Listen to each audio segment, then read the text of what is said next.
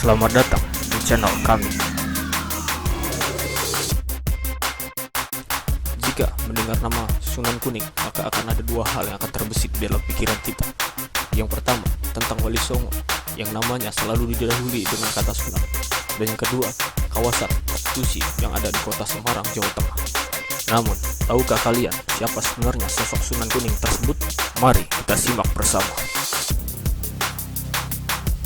Lokalisasi Sunan Kuning dibentuk oleh pemerintah Semarang sekitar tahun 1966 agar wanita pekerja seksual tidak bekerja di sudut-sudut kota Semarang.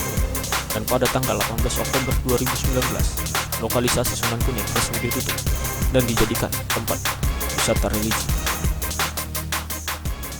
Tidak banyak yang tahu bahwa Sunan Kuning adalah tokoh penyebar agama Islam yang dimakamkan di Bukit Pekayangan, Jalan Sri Kuncoro 1, Kelurahan Kalibanteng Kulon, Kecamatan Semarang Barat, Kota Semarang. Sunan Kuning hidup sekitar tahun 1740 Masehi. Selain aktif sebagai pendakwah dan pemberontak VOC pada zaman penjajahan Belanda, Sunan Kuning juga dikenal pandai ilmu pengobatan. Kemampuannya mengobati orang sakit membuat banyak masyarakat tertarik dan memeluk agama Islam. Sunan Kuning adalah keturunan Cina. Ia merupakan cucu Raja Amangkurat III di Mataram, putra dari Pangeran Tepasana. Nama asli Sunan Kuning adalah Sun An Ing. Beliau juga memiliki nama lain, yakni Raden Mas Garendi. Sunan Kuning sendiri diperkirakan hanya untuk mempermudah pengucapan bagi masyarakat Jawa saat itu yang sulit mengucapkan nama Sun An Ing. Pada masa penjajahan Belanda, para pemberontak Jawa Tionghoa menobatkan Raden Mas Garendi sebagai Raja Mataram bergelar Sunan Amangkurat V Senopati Ing Alaga Abdurrahman Syahidin Panata Agama pada tanggal 6 April 1742 di Kabupaten Pati, Jawa Tengah. Pengangkatan Sunan Kuning sebagai simbol perlawanan rakyat Mataram yang dikhianati Pakubuwono II, Raja Mataram yang bersekongkol dengan VOC. Padahal sebelumnya dia mendukung perlawanan Tionghoa Jawa terhadap VOC. Dia meminta pengampunan VOC karena orang-orang Tionghoa kalah perang. Banyak pembesar Jawa tidak tertarik pada kebijakannya. Lalu pada Juni 1742, bala tentara Sunan Kuning berhasil merebut Kartasura dari Pakubuwono II yang kemudian dievakuasi oleh Kapten Van Hohenhoff ke arah timur Kartasura menyeberangi Bengawan Solo ke Magetan.